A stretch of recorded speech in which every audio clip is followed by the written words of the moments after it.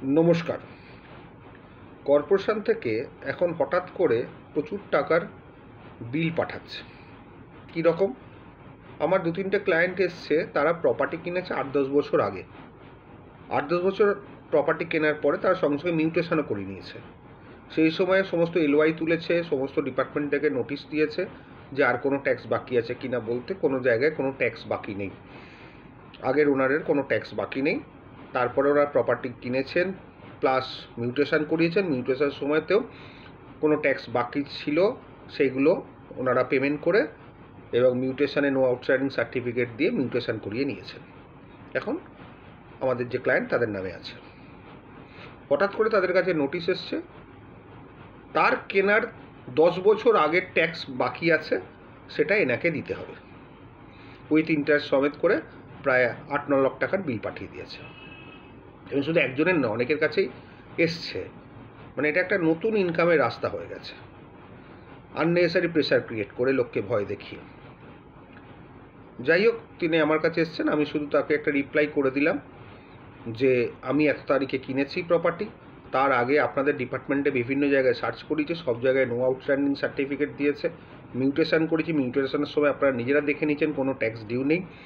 তারপরে আজকে 10 বছর বাদে আপনারা ট্যাক্সের বিল পাঠাচ্ছেন, যেটা আগের ভেন্ডারের ডিউ ছিল তাকে না ধরে আপনি আমাকে নোটিশ পাঠিয়েছেন।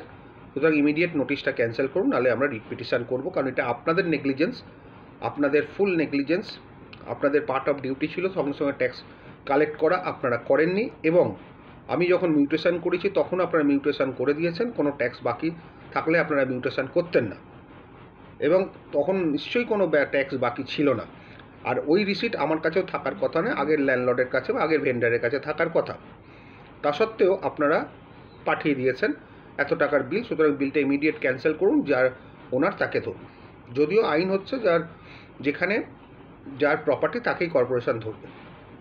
এবার সিস্টেমটা হয়ে গেছে কি, আগের যে ভেন্ডার সে তো আমাকে বিক্রি করে আমার কাছ থেকে টাকা নিয়ে চলে গেছে আমার ক্লায়েন্টের কাছ থেকে, তাকে এখন কোথায় পাওয়া যাবে না।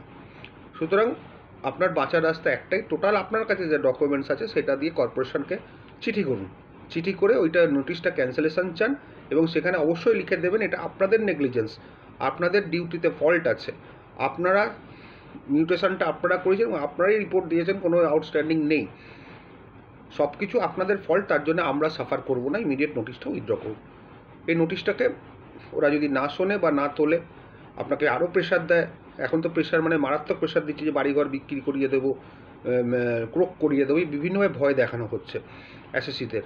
আমার কাছে প্রচুর রিপোর্ট এসছে, এবং সেই ভয়টা সাধারণত মধ্যবিত্তদের দেখানো হচ্ছে, যাদের কোর্টে যাওয়ার ক্ষমতা নেই, লড়ার ক্ষমতা নেই, ভয় পায় তাদেরকে। কিন্তু বড় বড় মাল্টিন্যাশনাল মাল্টিমিলিয়নিয়ারদের ভয় দেখানো হচ্ছে না, কারণ তাদের ভয় দেখাতে অসুবিধে আছে। যত ভয় সাধারণ মধ্যবিত্তদের ওপরই চাপানো হচ্ছে, ট্যাক্সটাও তাই। যাই হোক, আপনারা এই কমপ্লেনটা করে দিন। কমপ্লেন করে মানে যেখান থেকে আপনাদের নোটিশ এসছে, প্লাস মেয়রকেও চিঠি দিন, বিভিন্ন ডিপার্টমেন্টে চিঠি দিন, অ্যাসেসর, কালেক্টর নর্থ বা সাউথ হলে সাউথ, তারপর ডেপুটি মেয়র, প্রত্যেককে চিঠি দিয়ে এইগুলো আপনি ওটাকে চালান, এবং তার সঙ্গে এটাও জুড়ে দেবেন যে আপনাদের ফল্টে আমরা পেমেন্ট করতে পারবো না, এটা আপনাদের ফল্ট, আপনারা বুঝবেন। এই নোটিশটা ইমিডিয়েট ক্যান্সেল করুন, তাতে আমাদের হ্যারাসমেন্ট করেছেন ইত্যাদিতে যা যা লেখা হয় আপনি লিখে দেবেন কড়া করে। এবং মিউনিসিপ্যালিটিকে 15 দিন বা 20 দিন বা 1 মাসের সময় দেবেন। তারপরে যদি ওরা বিলটা না তোলে বা আপনাদের ফার্দার প্রেশার ক্রিয়েট করে, তাহলে হাইকোর্টে আপনাকে রিট অ্যাপ্লিকেশন করতে হবে, এই বলে যে আমাদের তরফে কোনো ফল্ট নেই, আমরা ডিউলি সার্চ করে নিয়েছি, ওরা মিউটেশন করে নিয়েছে, মিউটেশনের সময় দেখা যায় কোনো ট্যাক্স ডিউ নেই, ডিউ থাকলে ওনারা মিউটেশন করতেন না, এই বলে আপনি চিঠি দিন এবং তারপরে রিট পিটিশন ফাইল করুন। তারপর কোর্ট যেটা অর্ডার দেবে সেটা হবে। এইগুলো এখন চলছে ইদানিং, মানে মধ্যবিত্তরা হয়তো কর্পোরেশনের চোখের বিষ হয়ে গেছে এবং একমাত্র টাকা উপার্জনের জায়গা হয়ে গেছে।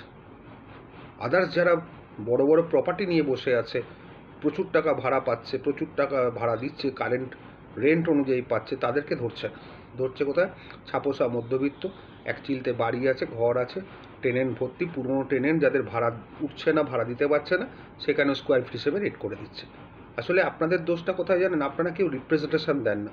মেয়র অন কলসে বলুন, সবাই মিলে যদি বলেন যারা যারা এফেক্ট করেছে তাদের একটা কাজ হবে, কিছু তো হবেই।